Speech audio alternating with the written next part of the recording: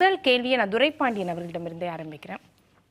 4 கட்டங்கள் நிறைவடைந்திருக்கிறது நாடாளுமன்ற தேர்தல். இதில் பதிவான வாக்குப்பதிவு அப்படிங்கிறதையும் நம்ம கணக்கில் எடுத்துக்க வேண்டியது இருக்கு. கூடவே அதிகபட்சமான தொகுதிகளும் இந்த 4 கட்ட தேர்தலில் முடிஞ்சிருக்கு, 379 தொகுதிகள். இது எதற்கான ஒரு அறிகுறியாக நம்ம பார்க்குறது? எதற்கான அறிகுறின்னு கேட்டிங்கன்னா, பல கருத்து கணிப்புகள் வந்திருக்கு. பெரும்பாலும் பாஜகவுக்கு ஆதரவான உதாரணம் சொல்லணும்னா ரிலையன்ஸ் இண்டஸ்ட்ரி நடத்துகிற அந்த கருத்து கணிப்பு, ஜி ஸ்டுடியோ அவங்க நடத்துகிற கருத்து கணிப்பு, தமிழ்நாட்டில் தினமலர், நியூஸ் 18 போன்றதெல்லாம் நிறையா வந்திருக்கு. இது எல்லாமே எப்போ எடுத்த கருத்து கணிப்புனா டிசம்பர் 24 ஜனவரி 20 வரையில். ஆனால் இன்றைக்கி இந்திய நாட்டினுடைய நிலைமையே வேறு. இந்த கருத்து கணிப்பு சரியாக தப்பாங்கிறத விட நம்முடைய பிரதமர் மோடி அவர்கள் அவர் பேசும் விதம், நடந்து கொள்ளும் விதத்தை பார்த்தாலே தோல்வியை நோக்கி அவர் பயணத்தை தொடங்கிவிட்டார் என்று புரிந்து கொள்ளலாம். அவர் என்னென்ன பேசிகிட்டு இருக்காருன்னு பாருங்கள். ஆரம்பத்தில் 400ன்னு சொல்லார், ஆனால் இப்போ எங்கேயும் 400ன்னு சொல்லி பேசுகிறதே இல்லை. அமித்ஷா இப்போ கூட பேசியிருக்காரு. அமித்ஷா நேத்தி கூட இந்து பத்திரிகைக்கு இன்னைக்கு இந்து பத்திரிகையில் ஒரு இன்டர்வியூ கொடுத்துருக்கார். அங்கே 400ன்னு சொல்லியிருக்காரு. ஆனால் அவரை ஒரு ஸ்பெசிஃபிக்காக ஒரு கொஸ்டின் கேட்குறார் அந்த நிருபர். நீங்கள் தென் மாநிலங்களில் எத்தனை ஜெயிப்பீங்கன்னு கேட்குறாங்க. We will win in large number, அவ்வளோதான். நீங்கள் இப்போ நீங்கள் கேட்டதுனால ஒரு கணக்கு நான் சொல்லிடுறேன். தென் மாநிலத்தில் பாஜகவுக்கு எத்தனை பேர் இருந்தாங்க? 28 பேர் இருந்தாங்க. அதில் 29 பேர், 24 பேர் கர்நாடகாவில் இருந்தாங்க. இப்போ கர்நாடகாவில் நிலைமை என்ன? 28 தொகுதிகளுக்கும் தேர்தல் முடிந்து விட்டது. கர்நாடகாவில் முதல் கட்ட தேர்தலிலேயே இவர்கள் தோல்வியை சந்திக்க போகிறார் என்று எல்லா பத்திரிகையிலையும் வந்துருச்சு. அது 2வது கட்ட தேர்தலில் ரேவண்ணாவும் விஷயமும் சேர்ந்து போச்சு. இப்போ அதனால் தென் மாநிலங்களில் கர்நாடகாவில் கிட்டத்தட்ட நீங்கள் அப்படியே போனால் கூட ஒரு 4-5 தொகுதி கூட பாஜக வருவதற்கான வாய்ப்பு இல்லை. இல்லை, அதுக்கு முக்கியமான ஃபேக்டர் என்ன சொல்றீங்க? ரேவண்ணா மட்டும்தானா? ரேவண்ணா மட்டும் இல்லை, பாஜகவின் கொள்கை. அதை நல்லா புரிஞ்சுக்கணும்னா இன்னைக்கு இந்து பத்திரிகையோட எடிட்டோரியலும் இன்னைக்கு இந்து பத்திரிகையோட செய்தியும் படிச்சிங்கன்னா புரிஞ்சு போயிடும்.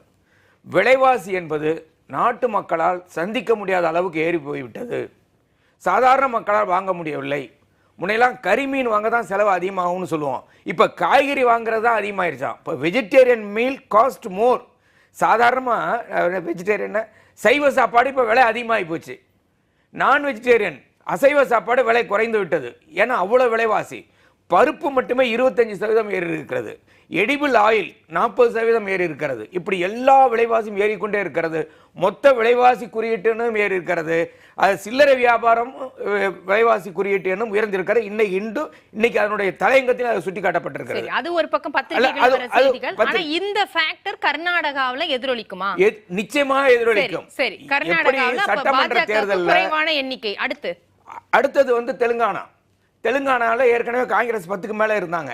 இப்போ அங்கே நிலைமை எப்படி இருக்கு பாருங்க. தெலுங்கானாவில் காங்கிரஸுக்கு ஆளுங்கட்சியாக மாறி இருக்கு.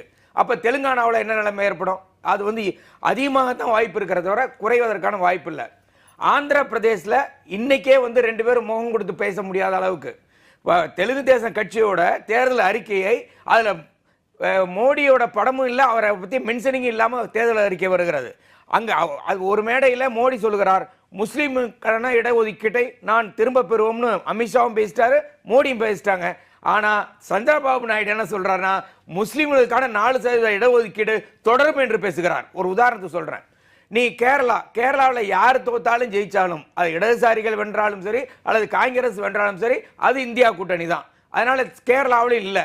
அப்போ நீங்க எங்கே தென் மாநிலங்களில் ஜெயிக்க போறீங்கிறது தான் இன்னைக்கு அமித்ஷா அவர்கள் எவேசிவா அதை நேரடியாக பதில் சொல்லாமல் அவர் பதில் சொல்லியிருக்கிறார். ஒன்று. அடுத்து என்னன்னா, மக்கள் மனதில் பல விஷயங்கள் வேரூன்றி விட்டது. சிஏஜி ஆஃப் இந்தியா தன்னுடைய அறிக்கையில் 7.5 லட்சம் கோடி ரூபாய் ஊழல் நடைபெற்றிருக்கிறது, விதிமீறல் நடைபெற்றிருக்கு. 7.5 லட்சம் கோடின்னா உலகத்தில் அநேகமாக இதுதான் முதல் தடவையாக இருக்கும். இதுதான் அதிக அளவில் ஊழல் நடந்ததாக இருக்கும். அதுக்கப்புறம் தேர்தல் பத்திரம். இந்த தேர்தல் பத்திரம் வந்ததற்கு பிறகு எல்லா விஷயங்களையும் நீங்கள் வெட்ட வெளிச்சம் ஆகிவிட்டது. இந்த ஊழல்வாதிங்கிறது தான் இன்னைக்கு பிரதிபலிக்கிறத வர ஒரு நேர்மையான பிரதமர் என்பது இல்லை. அது இன்னைக்கு கூட நம்ம அமித்ஷா எப்படி தப்பிச்சிருக்காருன்னு பாருங்க. என்ன இந்து கேள்வி பதில் அவர் சொல்றார், ஏங்க நீங்கள் 6060 கோடி வாங்கியிருக்கீங்களே, அது நியாயமா? சட்டவிரோதம்னு உச்சநீதிமன்றம் சொல்லிருச்சான்னு கேட்டால் அதுக்கு அவர் என்ன சொல்றாரு, திரிணாமுல் காங்கிரஸ்னு ஒரு கட்சி இருக்கு, அந்த கட்சி ஒரு மாநிலத்தில் தான் ஆட்சி நடத்துது. அவங்கள்ட்ட 24 எம்பி தான் இருக்கிறாங்க. அவங்களே 1609 கோடி வாங்கியிருந்தா எங்களை மாதிரி இருக்கிறவங்க 20,000 கோடிக்கு மேல வாங்கியிருக்கணும்னு சொல்றாரு. இது ஒரு நியாயமான கேள்வியான்னு பாருங்க. அப்ப என்னன்னா சரி, அவர் கேள்விக்கு என்ன பதில்? அதான் அவர் கேள்விக்கு என்ன பதிலா இது ஒரு தவறு என்பதை இன்னும் உணரவில்லை. உச்சநீதிமன்றம் சொன்னதற்கு பிறகு உச்சநீதிமன்றம் சட்டம் மீறல் நடந்திருக்கிறது. 3 சட்டங்களை மாற்றியதும் தவறு, இந்த தேர்தல் பத்திரம் அரசியல் சட்டத்துக்கு முரணானது என்று சொன்னதற்கு பிறகும் திரிணாமுல் காங்கிரஸ் 1609 கோடி வாங்கியிருக்கிறது. நாங்கள் வெறும் 6060 கோடி தான் வாங்கியிருக்கிறோம்.